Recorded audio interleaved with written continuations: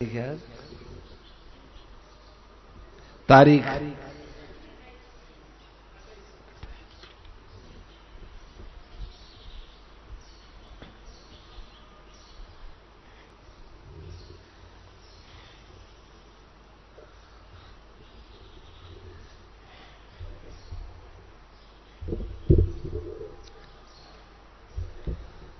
नारायणं नमस्कृत्य नरं चैव नरोत्तमं देवीं सरस्वतीं व्यासं ततो जयमुदीरयेत्।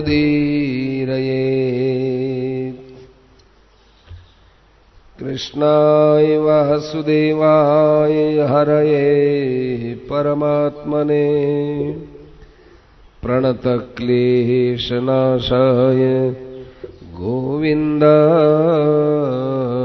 नमो नमः। पांडवों की शिक्षा दीक्षा हो गई।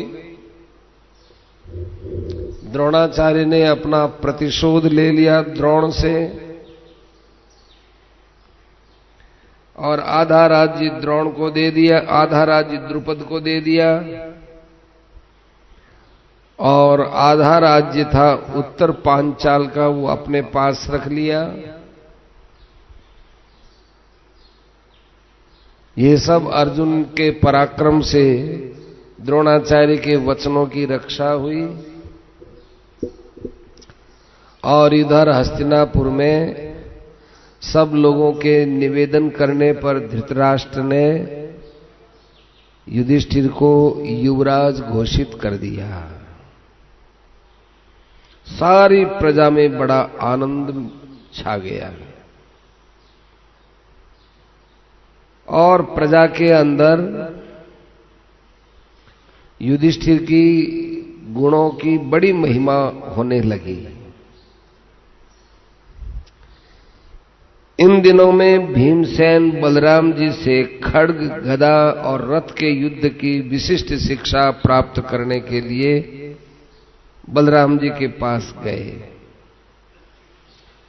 युद्ध की पूरी शिक्षा जब मिल गई तब वे अपने भाइयों के पास आ गए। भीमसेन और भी कई प्रकार के अस्त्र शस्त्र के संचालन में बड़ी फुर्ती और सफाई के साथ सब भाई बड़े निपुण थे, पर उन दिनों में अर्जुन के समान कोई योद्धा नहीं था। द्रोणाचार्य का ऐसा ही निश्चय था।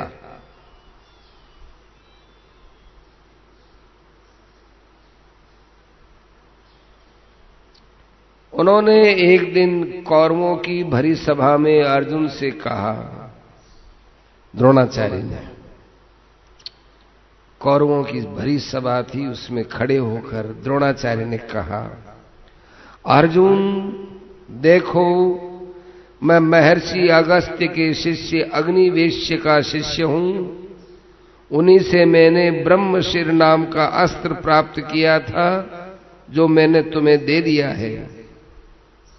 उसके जो नियम हैं वे मैं तुम्हें बता चुका हूं।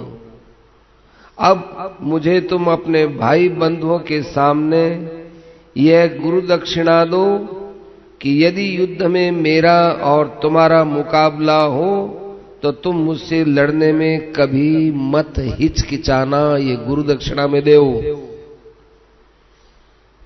क्या गुरु होते थे। भरी सभा में द्रोणाचार्य ने कहा कि कभी युद्ध हो, आमने सामने अपन हो जाए तो भी तुमको मेरे से युद्ध करना है, हिचकिचाना नहीं। अर्जुन ने गुरुदेव की आज्ञा स्वीकार की और उनके चरणों का स्पर्श किया, प्रणाम किया, आंखें भर आई, दिल भर आया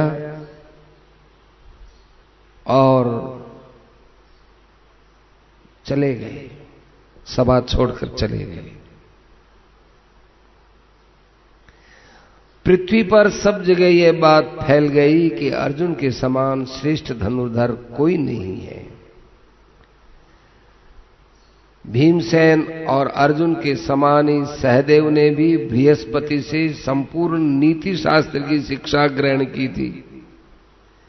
अतिरथी नकुल भी बड़े विनीत और तरह तरह के युद्धों में कुशल थे। अर्जुन ने तो सौवीर देश के राजा दत्तामित्र को, जो बड़ा बली और मानी था, जिसने गंधर्वों का उपद्रव रहते हुए भी 3 वर्ष तक लगातार यज्ञ किया था और जिसे स्वयं राजा पांडु भी जीत नहीं सके थे, उसको अर्जुन ने युद्ध में मार दिया। इसके अतिरिक्त भीमसेन की सहायता से पूर्व दिशा और बिना किसी सहायता की दक्षिण दिशा पर अर्जुन ने विजय प्राप्त कर ली। दूसरे राज्यों के धन वैभव कौरवों के राज्य में आने लगे और कौरव राज्य की बड़ी वृद्धि हुई।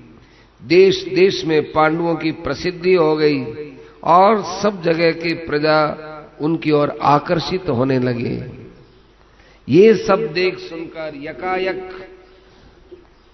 धृतराष्ट्र के मन में परिवर्तन हो गया। उनके मन के अंदर दूषित भाव पैदा हुए। इस कारण वे अंदर ही अंदर बड़े कुड़न महसूस करते थे, कुड़ते थे। जब उनकी अंदर ही अंदर आतुरता ज्यादा बढ़ गई, तब उन्होंने अपने सर्वश्रेष्ठ मंत्री, राजनीति विशारद कणिक को बुलाया। बहुत विश्वास पात्र इनका मंत्री था। धृतराष्ट्र ने कहा, कणिक, मैं तुमको अपने एक दिल की बात बताता हूं। तुम्हें उसके ऊपर विचार करना है, पर किसी के सामने प्रकट नहीं करना है। आजकल दिनों दिन पांडवों की बढ़ती हो रही है। मेरे चित्त में बड़ी जलन हो रही है। तुम निश्चित रूप से बताओ कि उनके साथ मुझे कैसा बर्ताव करना चाहिए। उनके विनाश का बर्ताव करूं या उनके उन्नति का विचार करूं?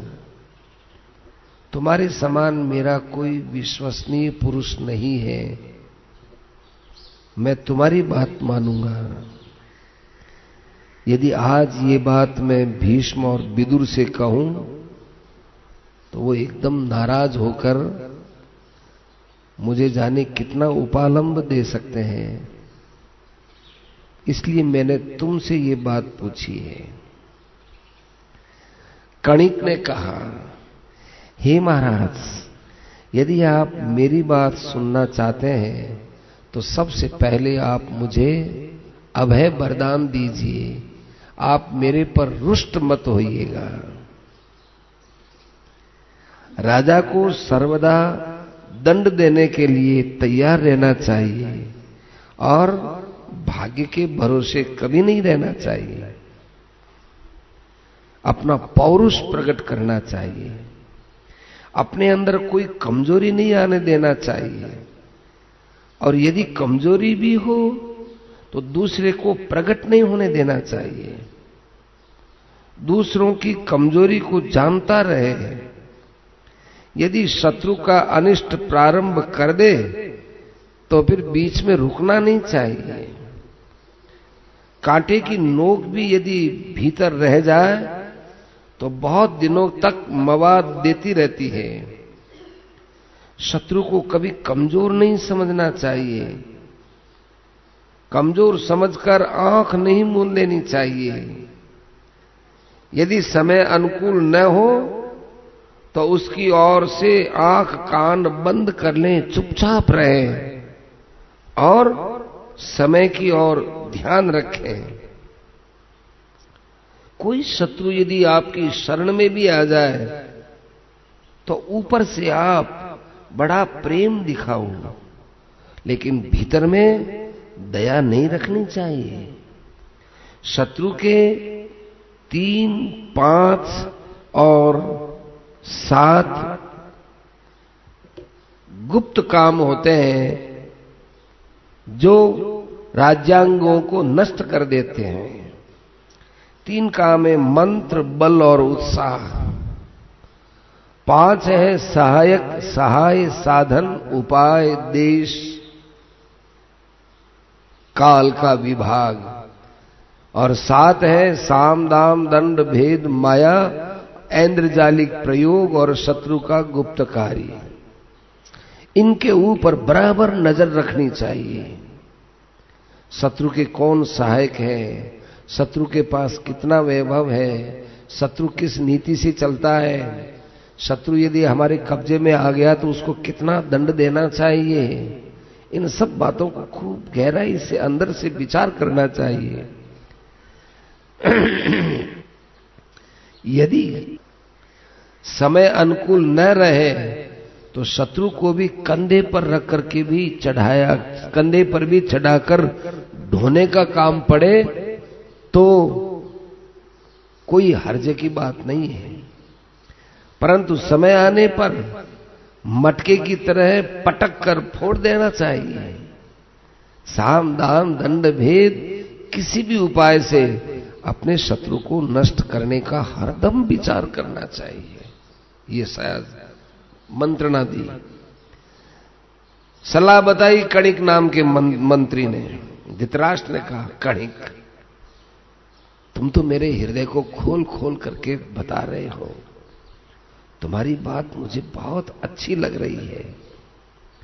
अब तुम बताओ कि साम, दान, दंड, भेद, इसके द्वारा शत्रु का नाश कैसे किया जाता है। तुम्हारी बातें मुझे बहुत प्रिय लग रही है। कणिक ने कहा, महाराज मैं आपको एक कथा सुनाता हूं।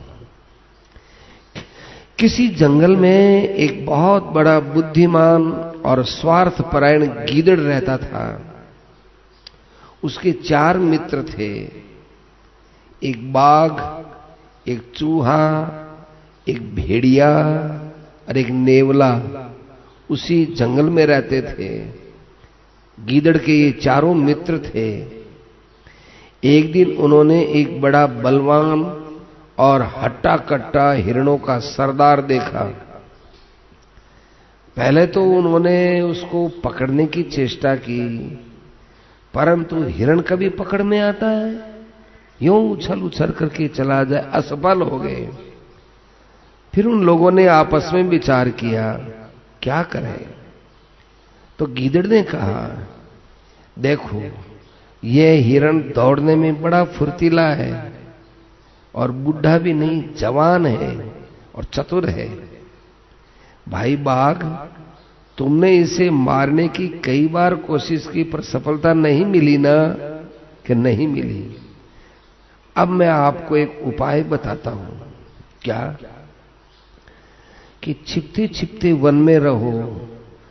कभी तो ये हिरण सोता होगा ना, तो जब ये हिरण सो रहा हो तो उस समय ये चूहा जाकर धीरे धीरे धीरे धीरे इसके पैर को कुतरने लग जाए और कुतरने से इसमें घाव पैदा हो जाए।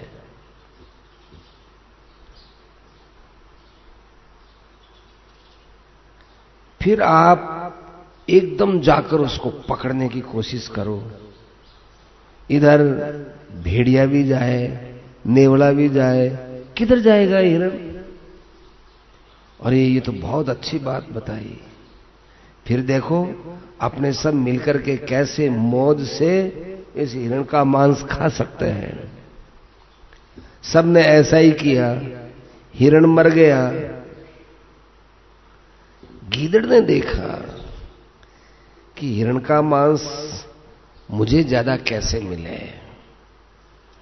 तो जब उसके मांस खाने का समय आया तो गीदड़ ने कहा, अच्छा एक बात सुनो, आप सब लोग स्नान करके आओ, मैं इसकी देखभाल करता हूं। सबने देखा कि गीदड़ की युक्तियां कितनी अच्छी हैं। इसके कहने से हम चले तो आज हमको हिरण मिल गया। इसने यदि स्नान करने के लिए कहा है तो बहुत अच्छी बात।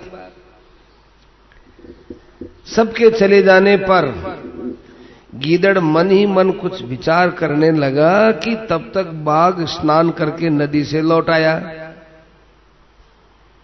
गीदड़ को चिंता हो गई।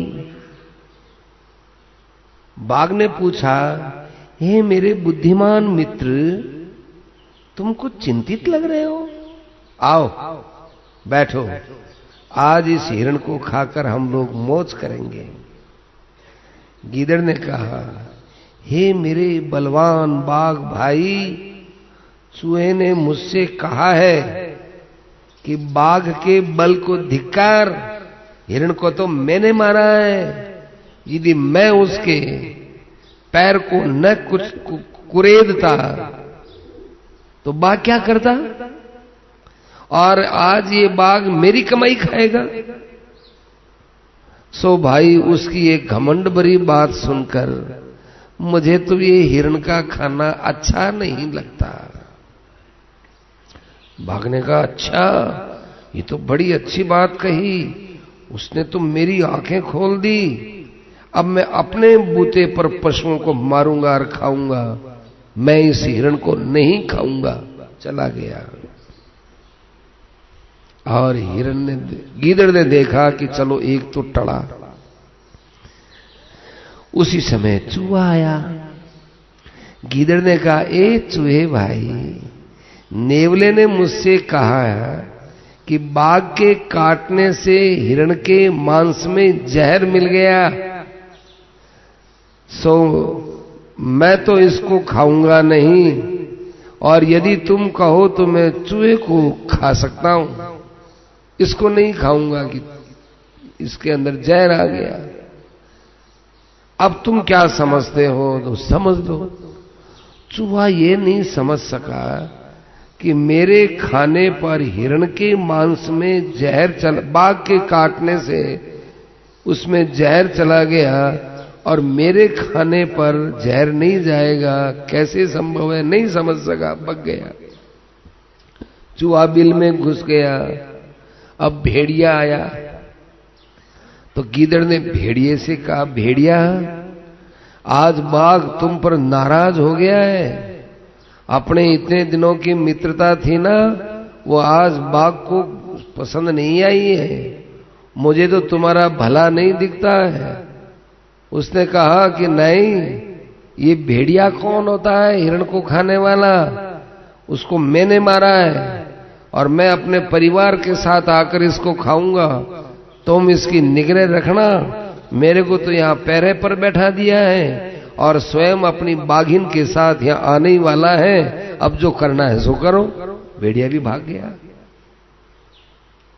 अब एक नेवला आया। गीदड़ ने कहा, देख रहे नेवले, मैंने लड़ करके बाघ को भगा दिया, भेड़िए को भगा दिया, चूहे को भगा दिया। यदि तुझे कुछ घमंड हो तो आ लड़ ले मेरे से, फिर हिरण का मांस खा।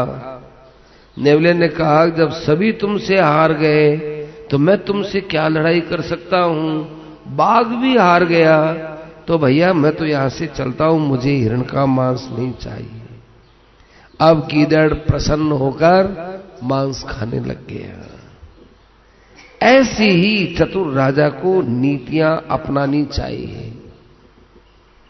महाराज धृतराष्ट्र जी, बाघ के सामने गीदड़ क्या है, पर गीदड़ की चतुराई देखो, उसकी भेद भरी नीति देखो। डरपोक को भी राजा अपनी चाल से शूरवीर बना देता है और शूरवीर को भी वो डरपोक बना सकता है। इसलिए चालाकी से काम लो। लोभी को कुछ दे दो और बराबर तथा कमजोर को पराक्रम दिखा करके बस में करो। शत्रु चाहे कोई हो, उसको तो मार ही डाल देना चाहिए। सौगंध खाकर और धन का लालच देकर जहर या धोखे से भी शत्रु को ले डूबना चाहिए, शत्रु को मार देना चाहिए। मन में द्वेष रखने पर भी शत्रु से खूब मुस्कुराकर बात करो। मारने की इच्छा रखना और मारता हुआ भी मीठा मीठा बोले। मार करके ऊपर से कृपा करे, उसको अफसोस दिखाए, उसके सामने रोए, शत्रु को संतुष्ट करे कि तेरे मार में मेरा कोई लेना देना नहीं है, परंतु अंदर से पूरा सावधान रहे, उसकी कहीं चूक मिले तो उसके ऊपर चढ़ बैठो। जिन पर शंका नहीं होती उन्हीं पर अधिक शंका किया करो। वैसे लोग अधिक धोखा देते हैं। जो विश्वास पात्र नहीं है उन पर तो कभी विश्वास मत करो। जो विश्वास पात्र हैं उनके ऊपर विश्वास मत करो। सर्वत्र पाखंडी तपस्वी आदि के वेश में परीक्षित गुप्तचर रखना चाहिए, परखे हुए। यहां परीक्षित का परखे हुए गुप्तचर रखो। कोई पाखंडी बन जाए, कोई तपस्वी का वेश बन जाए, सबके ऊपर निगाह रखो। अपना कोई विश्वास पात्र नहीं है ऐसा समझो, और ऊपर से ऐसा विश्वास प्रकट करो कि सब ये समझें कि हाँ, इस जैसा तो कोई हमारे पर विश्वास करने वाला नहीं है। बगीचे, टहलने के स्थान, मंदिर, सड़क, तीर्थ, चौराहे, कुएं, पहाड़, जंगल और सभी भीड़ भाड़ के स्थानों में अपने गुप्तचरों को अदलते बदलते रहना चाहिए। थोड़े दिन यहां लगाया, थोड़े दिन वहां लगाया, थोड़े दिन वहां लगाया। वाणी में बड़ा विनय और हृदय को बड़ा कठोर।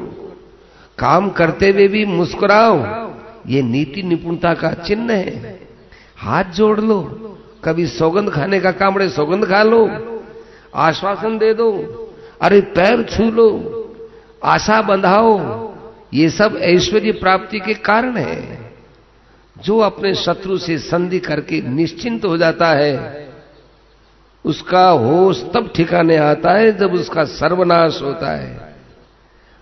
अपनी बातें केवल शत्रु से नहीं, मित्र से भी छिपाओ। किसी को आशा दे भी तो बहुत दिनों की आशा देनी चाहिए, जल्दी आशा नहीं देनी चाहिए, नहीं पकड़ में आ जाओगे। बीच में अड़चन डाल दो। हाँ भाई, बात तो आपकी ये थी, मैंने आपको कहा तो था, पर ऐसा हो जाएगा तो मैं ऐसा करूंगा, मेरे से तो नहीं होगा, ऐसे करके अड़चन डाल दो। कारण पर कारण बनाते जाओ। आपको पांडु पुत्रों से अपनी रक्षा करनी चाहिए। हे महाराज, आपका दुर्योधन बड़ा बलवान है। आप ऐसा उपाय कीजिए कि पांडवों से दुर्योधन को कोई भय न रहे और फिर आप लोगों को कोई पश्चाताप भी न करना पड़े। इससे अधिक मैं आपको क्या कह सकता हूं। आपने कहा कि ये बात किसी से मत कहना, तो मेरी इस नीति को भी आप किसी से मत कहना। यह कहकर कणिक अपने घर को चला गया और चिंतातुर होकर धृतराष्ट्र सोच विचार में डूब गया। वैशंपायन जी कहते हैं कि जन्मेजय, किस आदमी का किस समय कब भाव बदल जाए कुछ पता नहीं है। इधर तो धृतराष्ट्र के मन में ऐसे दुर्भाव आए और इन दुर्भावों को उसके कुसंगी कणिक ने और बढ़ावा दे दिया। इधर दुर्योधन ने देखा कि भीमसेन की शक्ति असीम है, अर्जुन का अस्त्र ज्ञान और अभ्यास बड़ा विलक्षण है। उसका कलेजा अंदर ही अंदर जलने लगा और उसने कर्ण और शकुनी को बुलाकर उनके मारने का, माने पांडवों को मारने का बहुत उपाय करने लगा। परंतु पांडव भीतर से बड़े सावधान थे, बसते चले गए। विदुर की सलाह उन्हें बराबर मिलती रही और उन्होंने कभी ये प्रकट नहीं होने दिया कि विदुर हमको सलाह देते हैं। इधर हस्तिनापुर के नागरिक और दूसरे देशों के नागरिक पांडवों के गुणों का देख देख कर बड़े उत्साहित थे। कभी कभी भरी सभा में धृतराष्ट्र और दुर्योधन के सामने भोले भाले नागरिक अपने राज्य की प्रशंसा में पांडवों का खूब गुणगान करने लगे। वे आपस में भी चबूतरों पर बैठते, इकट्ठे होते, सभा करते इस बात के ऊपर जोर डालते थे कि अब पांडु के पुत्र युधिष्ठिर को राज्य मिलना चाहिए, क्योंकि धृतराष्ट्र अंधे हैं। धृतराष्ट्र को तो पहले से ही राज्य नहीं मिला था अंधे होने के कारण। ये तो ठीक है, पांडु के कारण से उनको राज्य मिल गया। अब ये युधिष्ठिर समर्थ हैं, इन्हें राज्य देना चाहिए। शांतनु नंदन भीष्म भी बड़े सत्यसंध और प्रतिज्ञापरायण हैं। वे पहले भी राज्य अस्वीकार कर चुके हैं, अब वे स्वयं तो राजगद्दी पर नहीं बैठेंगे। इसलिए उचित है कि सत्य और करुणा के पक्षपाती पांडु के ज्येष्ठ पुत्र युधिष्ठिर को ही राजा बनाया जाए। इसमें कोई संदेह नहीं है कि उनके राजा होने से भीष्म और धृतराष्ट्र आदि को भी कोई असुविधा नहीं होगी और बड़े प्रेम से उनकी साल संभाल की जाएगी और हमारा हस्तिनापुर राज्य खूब उन्नति पर जाएगा। प्रजा की ये बात सुनकर दुर्योधन जलने लगा। वह जल भुन और कुढ़ कर धृतराष्ट्र के पास आया और कहने लगा, पिताजी, लोगों के मुंह से बड़ी बड़ी बुरी बुरी बकझक सुनने को मिल रही है। वे भीष्म को और आपको हटाकर पांडवों को राजा बनाना चाहते हैं। अरे भीष्म को तो कोई आपत्ति ही नहीं है, परंतु हम लोगों के लिए बहुत बड़ा खतरा हो जाएगा। पहले ही भूल हो गई, पांडु ने राज्य स्वीकार कर लिया और आप अपनी अंधता के कारण यूं ही बैठे रहे, मिले हुए राज्य को अस्वीकार कर दिया।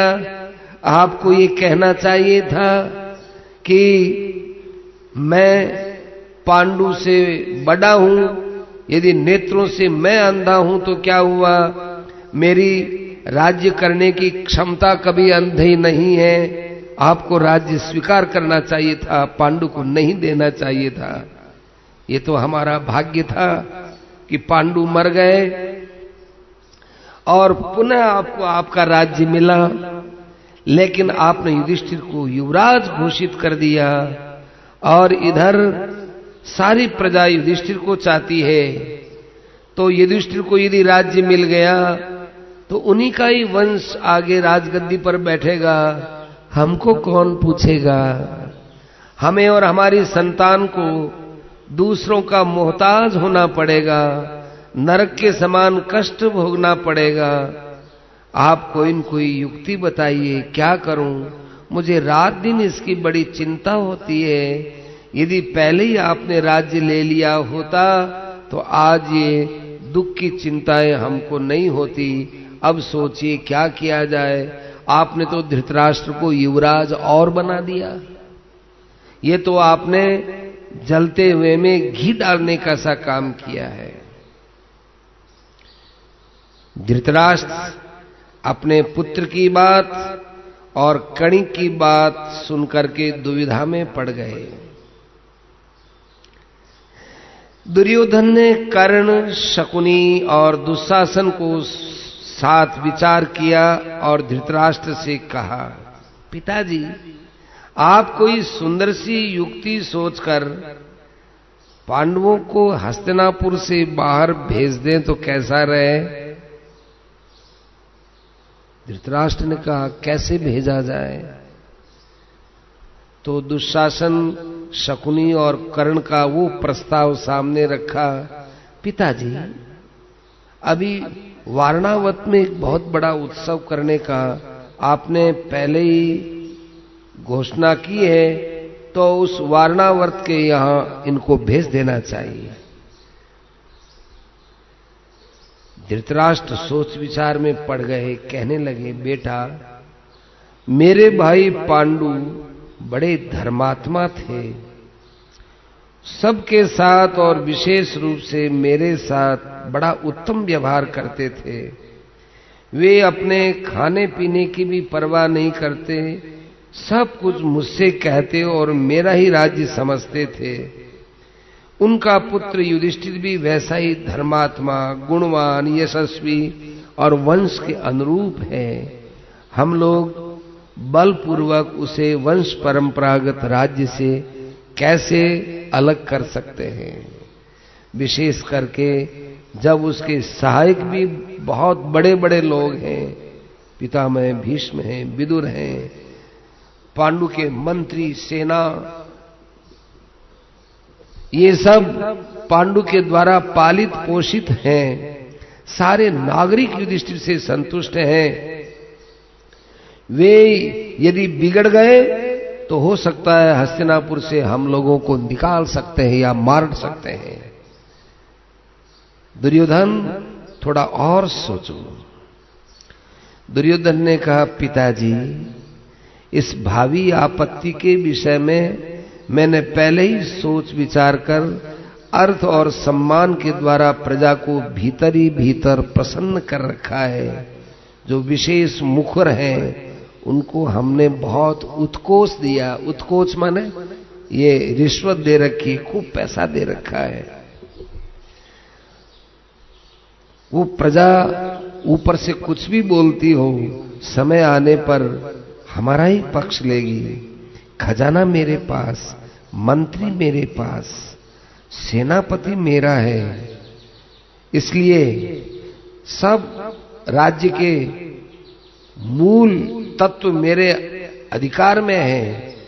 आप इन्हें बड़े मिठास के साथ वारणावत भेज दीजिए, और वहां भेजने पर मैं पूरी तरह आगे की व्यवस्था कर लूंगा। उसके बाद वे आ जाएं तो भी कोई हानि नहीं है। थोड़े दिन के लिए वारणावत भेजना चाहिए। धृतराष्ट्र ने कहा, बेटा, मैं भी यही चाहता हूं, परंतु मैं पापपूर्ण बात उनसे कैसे कहूं कि तुम वारणावत चले जाओ। भीष्म, द्रोण, कृपाचार्य, विदुर, कोई इसमें आपकी सम्मति नहीं देंगे। उनका कौरव और पांडवों पर समान प्रेम है। यह विषमता उन्हें भी अच्छी मालूम नहीं देगी। यदि हम ऐसा करेंगे तो हम पर कौरव महानुभाव और जनता का कोप बहुत ज्यादा बढ़ जाएगा। दुर्योधन ने कहा, पिताजी, भीष्म तो मध्यस्थ हैं। द्रोणाचार्य की जहां तक बात है, उनका बेटा अश्वत्थामा भीतर से मेरे पक्ष में, और अश्वत्थामा अपने पिता को कभी भी पांडवों के पक्ष में जाने नहीं देगा। इसलिए द्रोण की चिंता आप छोड़िए। कृपाचार्य अपने बहन और बहनोई और भांजे को नहीं छोड़ेंगे, कृपाचार्य भी हमारे पक्ष में हो जाएंगे। अब एक रह गई बात विदुर की, और वे यदि छिपे छिपे पांडवों से मिलते हैं तो विदुर की हस्ती भी क्या है, विदुर की कोई बड़ी बात भी नहीं है। वे अकेले क्या कर लेंगे। इसलिए आप बिना शंका संदेह के कुंती और पांडवों को वारणावत भेज दीजिए, मेरी जलन मिट जाएगी।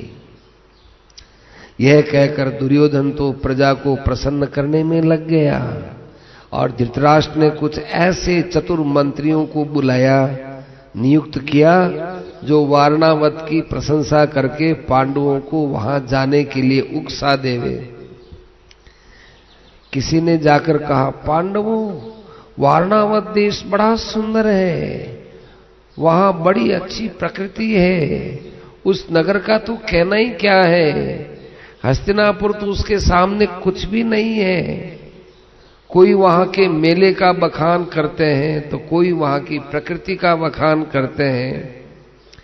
ऐसे करने से पांडवों का मन कुछ कुछ वारणावत जाने के लिए तैयार हो गया। अवसर देखकर युधिष्ठिर ने कहा, प्यारे पुत्रों, तुम लोग मुझसे वारणावत की बड़ी प्रशंसा करते हैं। यदि तुम लोग वहां जाना चाहते हो तो जा सकते हो। आजकल वारणावत में मेले की बड़ी धूमधाम है। वहां तुम लोग ब्राह्मणों और गवैयों को खूब दान देना। तुलसीराम जी लिखोड़ा है, ब्राह्मण और गवैया, इनको खूब दान देना।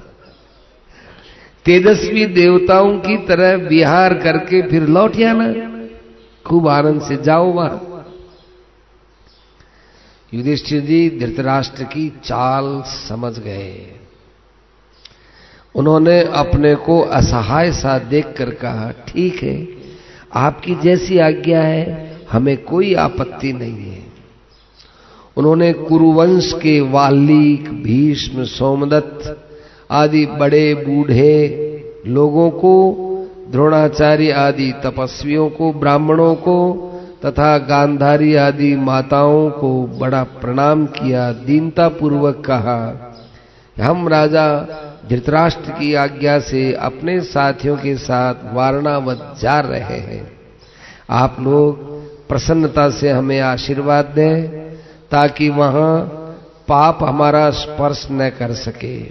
सबने कहा, सर्वत्र तुम्हारा कल्याण हो, भगवान सर्वत्र तुम्हारी रक्षा करे, तुम्हारा कभी कोई अनिष्ट और अमंगल न हो। धृतराष्ट्र ने वारणावत जाने की आज्ञा दे दी। तब दुरात्मा दुर्योधन को अंदर ही अंदर बड़ी प्रसन्नता हुई। उसने अपने खास निजी मंत्री पुरोचन को एकांत में बुलाया और उसका दाहिना हाथ पकड़कर बड़े प्रेम से कहा, मेरे भाई पुरोचन, इस पृथ्वी को भोगने का जैसा मेरा अधिकार वैसे ही तुम्हारा भी है। तुम्हारे सिवा मेरा और कोई विश्वास पात्र और सहायक नहीं है जिसके साथ मैं अपनी गुप्त से गुप्त सलाह कर सकूं। मैं तुम्हें एक काम सौंपता हूं कि मेरे शत्रुओं की जड़ी उखड़ जाए। होशियारी से काम करना, किसी को भी मालूम न हो। देखो पुरोचन, पिता की आज्ञानुसार पांडव कुछ दिन वारणावत में रहेंगे। तुम वहां पहले ही चले जाओ। वहां नगर के किनारे पर सरजरस, मनराड़, लकड़ी आदि से ऐसा भवन बनाओ कि जिसमें जरा सी अग्नि की चिंगारी लगे और वो भवन एक साथ भड़क उठे। उसके भीतों के अंदर थोड़ी जगह रखकर खूब घी डाल देना, तेल डाल देना, चर्बी और लाख डाल देना, मिट्टी का लेप कर देना, अंदर में क्या कुछ पता न चले। पांडु यदि कभी कोई परीक्षा भी करे तो भी उनको पता नहीं चलना चाहिए ये मकान काय का बना है। ऊपर से एकदम अच्छा स्वच्छ बनाना और उसमें कुंती, पांडव और उनके मित्रों को बड़े प्रेम से अगवानी से बुलाकर उनको वहां पर स्थापित करना।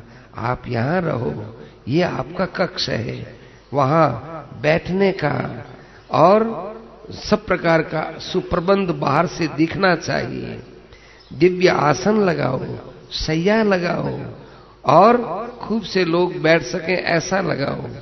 उनके मन में पूरा विश्वास हो जाए कि भाई ये मकान बहुत अच्छा है, तो उसमें वे निवास कर सके, ऐसी उनके अंदर भावना पैदा करो। और जब वे वहां रहने लग जाएं, रात हो जाए और वे दरवाजा बंद कर दें, उस समय सबसे पहले आग दरवाजे पर लगाना, क्योंकि दरवाजे पर आग लग जाएगी फिर वे कहीं जा नहीं सकेंगे और उसके बाद वो आग फैलती जाएगी और वे जिंदे जिंदे ही घर के अंदर जल भुन करके राख हो जाएंगे और हमारी कोई निंदा भी नहीं होगी, हमारी चाल को कोई जान भी नहीं सकेगा और हमारा काम बन जाएगा। पुरोचन ने कहा, हे दुर्योधन, यदि आपने एक काम मुझे सौंपा है तो आप कोई चिंता मत करो।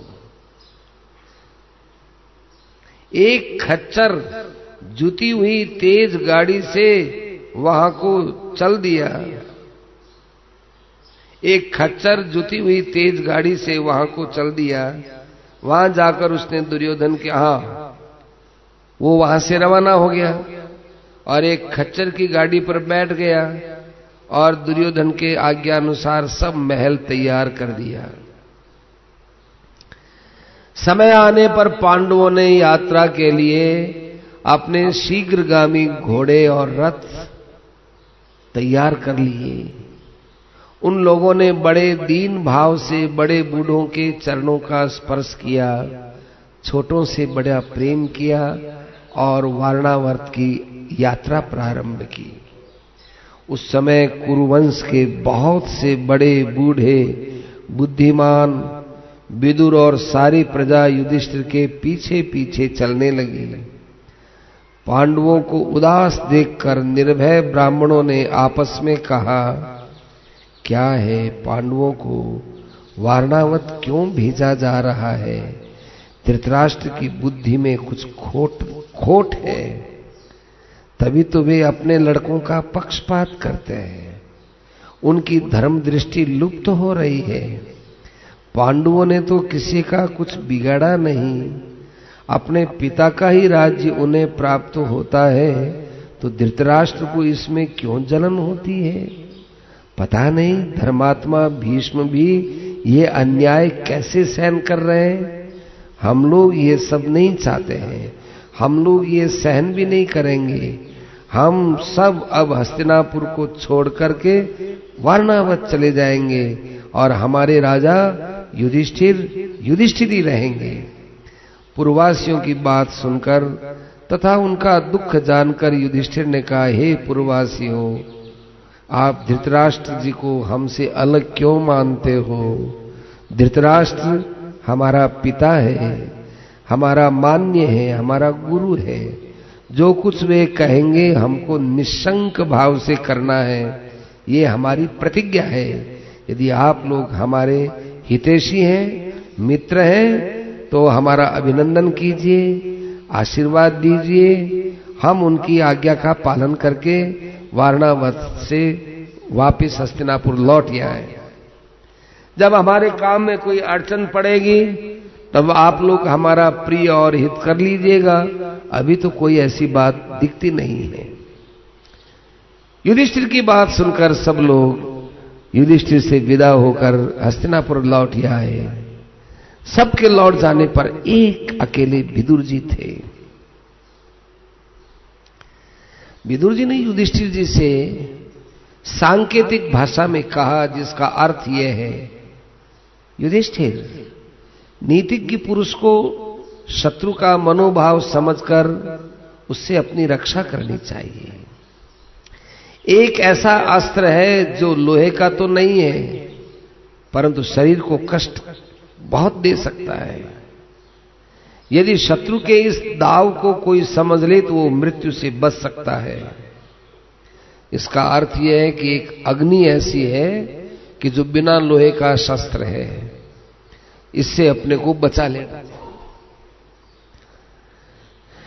आग घास फूस और सारे जंगल को जला देती है, परंतु बिल में रहने वाला जीव उससे अपनी रक्षा कर लेता है।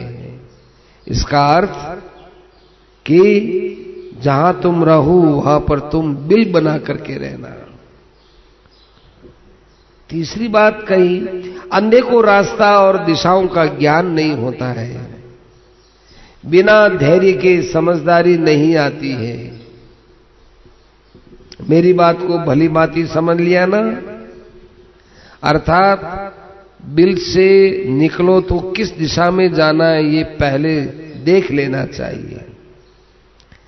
शत्रुओं के दिए हुए बिना लोहे के हथियार को जो स्वीकार करता है, वह स्याही के बिल में घुसकर आग से बच जाता है। घूमने फिरने से रास्तों का ज्ञान होता है, नक्षत्रों से दिशा का ज्ञान होता है। ध्रुव नक्षत्र उत्तर में ही होता है, अमुक नक्षत्र इधर ही होते हैं। सूर्य पूर्व में ही होता उदित होता है, पश्चिम में अस्त होता है। जिसकी पांचों इंद्रियां वश में है, शत्रु उसकी कुछ भी हानि नहीं कर सकते। अर्थात तुम पांचों एक मत में रहोगे, तुम्हारा कोई बाल बांका नहीं कर सकता। युधिष्ठिर जी ने, विदुर जी ने कहा, युधिष्ठिर हमारी बात को समझ गए? तो युधिष्ठिर जी ने उत्तर दिया, हे विदुर, मैं आपकी बात को खूब अच्छी तरह से समझ गया हूं। विदुर जी ने कहा, अब मैं चलूं? वे हस्तिनापुर लौट आए। ये घटना फागुन सुदी अष्टमी रोहिणी नक्षत्र की है। वैशंपायन जी ने कहा, इधर पांडवों के शुभागमन का समाचार सुनकर वारणावत के नागरिक मंगलमयी वस्तु भेंट कर उत्साह के साथ अगवानी के लिए आए।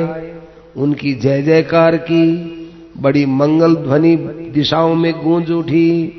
पूर्ववासियों के बीच में युधिष्ठिर ऐसे शोभा दे रहे थे मानो स्वयं देवराज इंद्र ही आ गए हो। स्वागत करने वालों का अभिनंदन करके माता के साथ पांडवों ने वारणावत नगर के अंदर प्रवेश किया। पहले वेद पाठी कर्मकांडी ब्राह्मणों ने स्वस्ति वाचन किया और फिर नगर के योद्धा वैश्य शूद्रों ने तरह तरह की भेंट की। पुरोचन ने उनके पास आकर बड़े प्रेम से कहा, हे महाराज युधिष्ठिर, बहुत सुंदर एक भवन बनाया है, बड़ा सुंदर वहां भोजन है, पलंग है, आसन है, हर प्रकार की सुविधाओं से वो संपन्न है। ये सब आपके सुख सुविधा के लिए ही रखा गया है। यहाँ पूर्ववासियों की बड़ी भीड़ रहेगी, आप उस एकांत भवन में विश्राम करेंगे। 10 दिन बीत जाने पर पुरोचन ने पांडवों से उस सुंदर नाम वाले किंतु अमंगल भवन की फिर चर्चा की और फिर वे जाकर वहां रहने लगे। महाराज युधिष्ठिर ने उस घर को चारों ओर से देख करके भीमसेन से कहा, भीम, देखते हो ना, इस घर का एक एक कोना आग भड़काने वाली सामग्री से भरा है। भीम, दीवार को थोड़ा कुरेदो। ये देखो, घी है, ये चर्बी है, ये लाख है, ये तो गंध से ही प्रमाणित हो रहा है। शत्रु के कारीगरों ने बड़ी चतुराई से मूंज, घास, बांस, राड़, सन और घी से तर करके निर्माण किया है। ऊपर से कितना सुंदर बनाया है। और भीम, पुरोचन का विचार है कि जब हम यहाँ विश्वास पूर्वक रह जाएंगे तब वह बेखटके आग लगा करके हमको जला देंगे। विदुर जी पहले ही ताड़ गए थे, तभी तो उन्होंने हमको पहले ही समझा दिया। और फिर विरोचन तो दुर्योधन का खास आदमी है। अब अपने को इस प्रकार से यहाँ रहना है कि पुरोचन के मन में कभी संदेह न आए कि पांडव लोग कुछ इसमें ताड़ गए हैं। उनको तो पूरा विश्वास दिखाओ, बहुत सावधान रहो। भीमसेन ने कहा, भाई जी, ऐसा ही है तो हम पुरोचन को अभी जाकर गदा से मार देते हैं और उसको कहते हैं कि तुम हमको ऐसे घर में रखते हो। अरे ऐसा मत करो, नहीं, हम इस घर में नहीं रहेंगे। अरे ठहरो तो सही भीमसेन, कि हम ताकत के रहते हुए ऐसे घरों में रहेंगे? आओ, कौन होता है? युधिष्ठिर, अरे भैया भीम, बड़ी सावधानी के साथ छिप करके, अभी कौरवों के जाने क्या क्या जाल जंजाल सामने आएंगे। एक बार में यदि हमने उनको पकड़ लिया, वो समझ जाएंगे, फिर आगे वो गहरी नीतियां चलेंगी।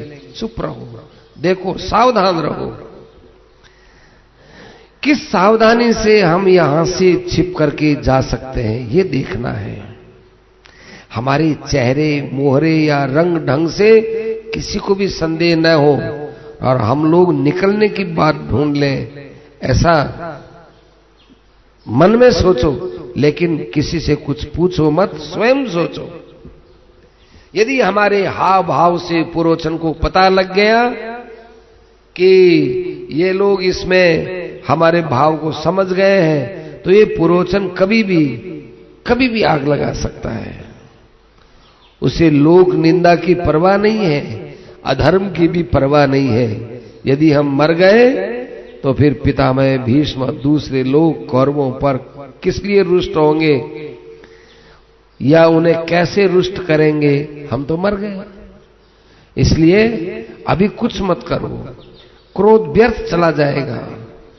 हम यहां से डर करके भाग जाएंगे, तब दुर्योधन गुप्तचरों से पता लगवाएगा, और कहीं हम गुप्त जगह पर रहेंगे तो वहां मरवा देगा। इसलिए ध्यान रखो, उसके पास खजाना भी है, सेना भी है, गुप्तचर भी है, सब है। हमारे पास तीनों ही बातें नहीं है, न गुप्तचर है, न सहायक है, न खजाना है। आओ हम लोग यहां रहकर वन में खूब घूमे फिरे और रास्ता का पता लगाए और सुरक्षित सुरंग बनाकर हम यहां से भाग निकले, और किसी को भी कानों कान इस बात की खबर न हो कि पांडव जीते हुए बच गए हैं। भीमसेन, अकल से काम लेना, भुजबल से काम मत लेना। एक सुरंग खोदने वाला विदुर का बड़ा विश्वास पात्र हस्तिनापुर में रहता था। वह चुपचाप वेश बदल करके पांडवों के पास आया और युधिष्ठिर से कहने लगा, महाराज, मैं विदुर जी के यहां से आया हूं, मैं खुदाई का काम बड़ा निपुणता से कर सकता हूं, आप मेरे पर विश्वास कीजिए। विदुर ने संकेत के तौर पर मुझे बताया है, चलते समय मैंने युधिष्ठिर से म्लेच्छ भाषा में सब कुछ कह दिया है, और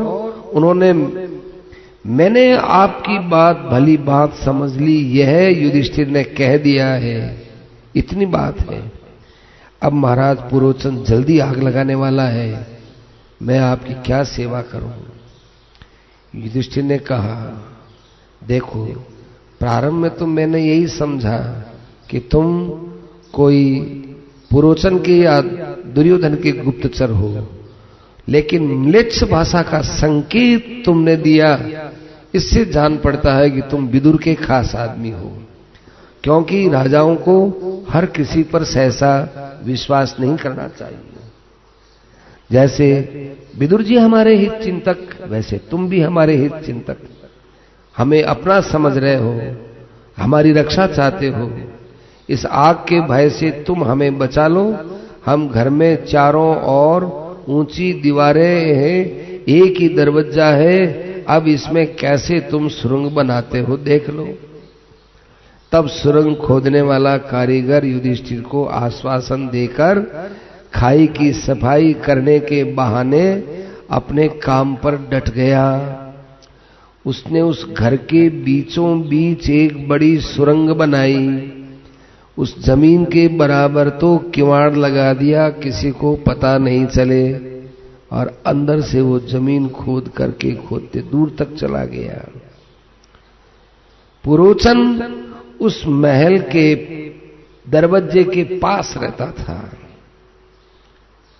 इसलिए बड़ी सावधानी से सुरंग का मुंह बंद रखा जाता था, कहीं पुरोचन को इसका ज्ञान न हो जाए। पांडवों ने देखा कि हम तो बच जाएंगे, पर हमारे शस्त्र हैं, इनमें तो आग लग सकती है। इसलिए बड़ी सावधानी से वे रात को उनमें जग जग करके सब प्रकार से रक्षा करते थे और रात बिताते थे। दिन भर शिकार खेलने के बहाने जंगल में घूमते थे। विश्वास न होने पर भी वे ऐसी चेष्टा करते मानो हम इस घर में पूरा विश्वास किए हुए हैं। बहुत से ऐसे भी विचार आए कि हमारे शस्त्रों को हमें वन के अंदर पहले ही छिपा कर रख देना चाहिए। उस खोदने वाले कारीगर के अतिरिक्त पांडवों की इस स्थिति का किसी को भी पता नहीं था। पुरोचन ने देखा कि वारणावत में रहते रहते 1 साल हो गया है, पांडव बिना किसी संदेह के यहां रह रहे हैं। पुरोचन बड़ा प्रसन्न हुआ और उसकी प्रसन्नता देखकर युधिष्ठिर ने भाइयों से कहा, देखो भीम अर्जुन, इस पापी पुरोचन को यह समझ में आ रहा है कि हम इन पांडवों को ठग रहे हैं, ये भुलावे में आया है। अब यहां से अपने को निकल चलना चाहिए।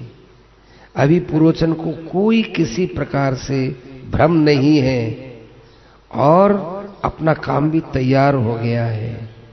चुपचाप अपने को यहां से निकल जाने का दिन देखना चाहिए। शस्त्रागार और पुरोचन को भी जलाकर अलक्षित रूप से भाग निकलना चाहिए। एक दिन कुंती ने दान देने के लिए ब्राह्मण भोजन करवाया। वहां बहुत सी स्त्रियां आई और सब खा पी कर चले गए। संयोगवश एक भीलनी अपने 5 पुत्रों के साथ वहां भोजन मांगने के लिए रही। उसको कहा गया कि अब बस सब भोजन हो गया, अब क्या करोगी? तो कहा नहीं, मुझे और दो, मुझे और दो। तो वो 5 उसके बच्चे और भीलनी शराब पीकर वहीं बेहोश हो गए और लाक्षा भवन के वहीं पर सो गए। सब लोग सो चुके थे और सां सां करती हुई आंधी चल रही थी। भयंकर अंधकार था। भीमसेन उस स्थान पर पहुंचे जहां पुरोचन सो रहा था। भीमसेन ने पहले उस मकान के दरवाजे पर आग लगाई, फिर चारों तरफ आग भड़क दी। बात ही बात में विकराल लपटें उसमें से उठने लगी। 5 भाई अपनी माता के साथ सुरंग में घुसकर आगे बढ़ते गए। उस आग की अत्यंत असह्य गर्मी और उत्कट उजेला चारों ओर फैल गया और इमारतों के चटचटाने और गिरने से धाए धाए ध्वनि होने लगी। तब पूर्ववासी जाकर वहां दौड़े दौड़े आए। उस घर की भयानक दुर्दशा देखकर सब कहने लगे, अरे ये दुरात्मा दुर्योधन की प्रेरणा से पुरोचन ने मकान जला दिया और हो न हो ये उसी की करतूत है। धृतराष्ट्र की स्वार्थ परायणता को धिक्कार है। बेचारे पांडवों को जलाकर भस्म कर दिया, मार डाला। पुरोचन को भी अच्छा फल मिला, वो भी निर्दयी जल करके राख हो गया। बड़ा अच्छा हुआ, लेकिन पांडव बेचारे निर्दोष मारे गए, माता भी मर गई। ओहो, सारे के सारे वारणावत के नागरिक रोते कलपते रात भर उस महल के घेरे में रहे। इधर पांडव माता कुंती को साथ ली सुरंग से बाहर एक घोर जंगल में निकल गए। सब चाहते थे कि यहां से जल्दी आगे चले जाएं, परंतु रात का समय था, नींद के मारे सब लाचार थे। माता कुंती के कारण फुर्ती से चलना संभव नहीं था। तब भीमसेन ने माता को कंधे पर और नकुल और सहदेव को अपनी गोद में बैठाकर और युधिष्ठिर और अर्जुन को दोनों हाथों का सहारा देते, वो लेकर के सबको लेकर के, चारों को 5 को लेकर के दौड़ा दौड़ा चलने लगा और चलते चलते सीधा गंगा जी के तट पर पहुंच गया। भीमसेन इतने तेजी से चल रहे थे कि सब बैठे बैठे गए, भीमसेन जरा धीरे चलो, जरा धीरे चलो। भीमसेन जा रहे हो। उसी समय विदुर का भेजा हुआ एक विश्वास पात्र मनुष्य पांडवों के पास आया। उसने पांडवों का संदेश सुनाया। उसने पांडवों को विदुर का संदेश सुनाया। मैं विदुर जी का विश्वास पात्र सेवक हूं, अपने कर्तव्य को ठीक ठीक समझता हूं। आप विदुर जी के कथनानुसार शत्रुओं पर अवश्य विजय प्राप्त करेंगे, ये नौका तैयार है, आप इस पर चढ़कर गंगा के पार हो जाइए। पांडवों को आश्चर्य हुआ, विदुर जी ने कैसा हमारा प्रबंध किया है। पांडव अपनी माता के साथ नाव पर बैठ गए और तब उसने कहा, विदुर जी ने बड़े प्रेम से कहा है, आप लोग निर्विघ्न अपने मार्ग पर बढ़ते जाओ, आप बिल्कुल मत घबराओ। उसने गंगा पार पहुंचाकर पांडवों का खूब जय जयकार किया और उनका कुशल संदेश लेकर विदुर के पास चला गया तथा पांडव भी गंगा पार होकर लुकते छिपते आगे से आगे बढ़ते गए। इधर वारणावत में पूरी रात बीत जाने पर सारे पुरवासी पांडवों को देखने के लिए आए। आग बुझाते बुझाते उन लोगों को मालूम हुआ कि ये घर तो लाख का बना हुआ और मंत्री पुरोचन इसमें जल गया। ये किसका षड्यंत्र? पापी दुर्योधन का षड्यंत्र। अवश्य ही यह बात धृतराष्ट्र की जानकारी में हुई है।